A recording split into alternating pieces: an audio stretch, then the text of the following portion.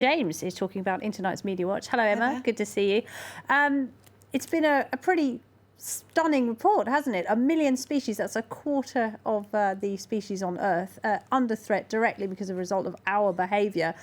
Tell us a bit more about how this is being covered and what people are saying about it. Yes, absolutely. This is so much more than just climate change, which people have been sounding the alarm on for so long now. This is very much about man's effect on the environment and all of the species that it shares the planet with. Now, the New York Times has chosen an image that really is quite heartbreaking and illustrates that so perfectly. It's an olive ridley sea turtle. It was captured, this image, in India in January, and as you can see, it's caught up in fishing nets and ropes, something that is all too common there, and one of the really big threats to so much marine life is that kind of detritus from the fishing industry. This article says that there is a dire threat to ecosystems that people all over the world depend on for their survival. And really, I think people are trying to make people understand that this isn't just about the animal and the plant life. This is going to have an impact on human life too, perhaps hoping that people will care a little bit more if it's actually knocking on their own door. The Guardian's headline is this: human society under urgent threat from loss of Earth's natural life. They talk again about that 1 million species at risk.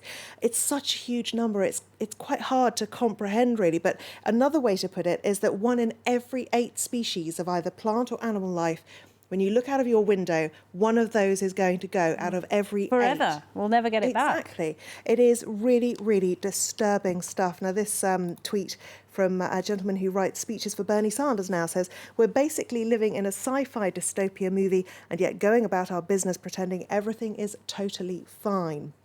Of course, not everyone is pretending everything's fine.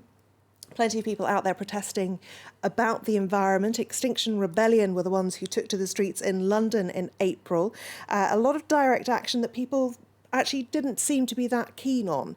They were supergluing their hands to trains and the like. And There's a lot of supergluing going on, yes, they caused a lot of disruption, and people don't like that.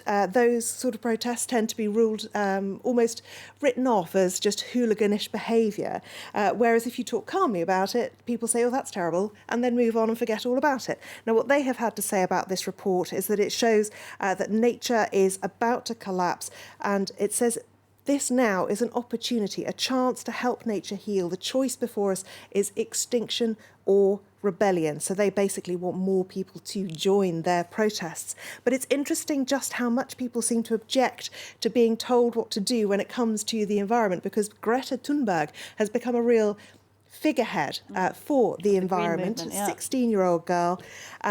But people seem to be particularly incensed by her, including The Spectator, which is a very right-wing magazine.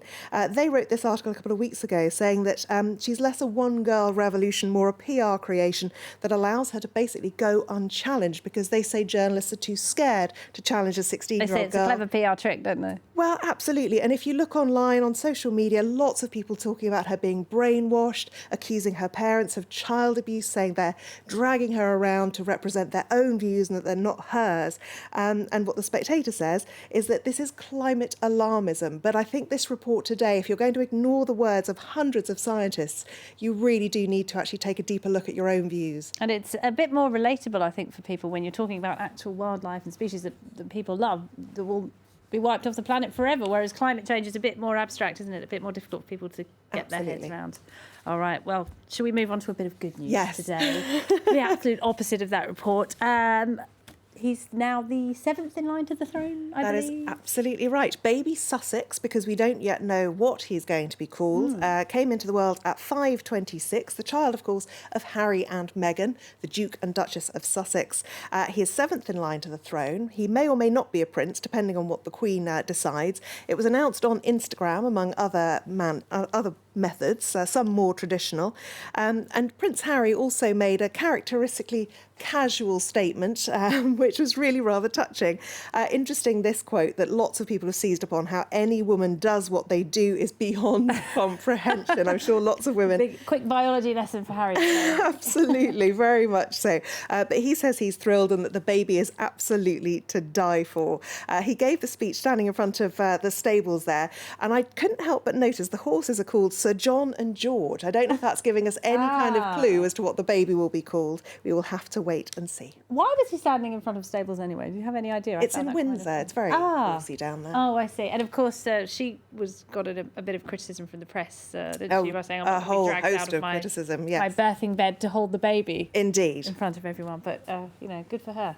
And we will find out in 2 days what he is to be called, apparently. How exciting. All right, Emma. Thank you very much indeed. Emma James there with Media Watch. Now, it is time